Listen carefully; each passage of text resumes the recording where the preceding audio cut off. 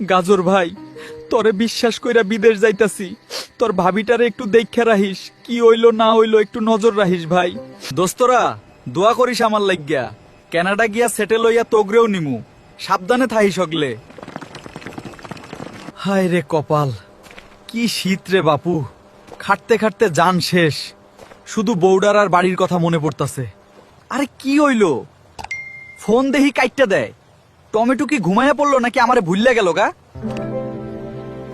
ওই মুলা তো কানাডার বরফে পইরে আছে, হেইটা দিয়া কি হইব? আমি আছি না তোমার পাশে, আমগরে জোড়াটা কিন্তু সেই লাগতাছে। না আর এক মুহূর্ত না, ফেসবুকে যা দেখতাছি হেইটা যদি সত্যি হয় তাইলে গাজরের খবর আছে, আমি এখনই টিকিট কাটুম। বেগুন ভাই, আইলাম তো দেশে, কিন্তু আমারে কেউ নিতে আইলো না কে? টমেটো কই, গাজরই বা কই? মুলারে বুকটা পাথর কইরা হুন, তুই বিদেশ যাওয়ার পর থাইকা গাজর আর তোর বউ এক লগে থাহে, হুনছি হেরা কালকা ভাগ্যে গেছে গা। ও আল্লাহ, এইটা কি শুনাইলা আমারে? যারে বিশ্বাস করলাম হেই আমারে শেষ কইরা দিল রে। ও গাজর, হক গলে আমার দিকে চায়া দেখেন, নতুন বউ রাইখা আর বন্ধুরে বিশ্বাস কইরা বিদেশ যায়েন না, নিজের ঘর নিজে পাহারা দেন, আমার মতো কপাল যেন আর কারো না হয়।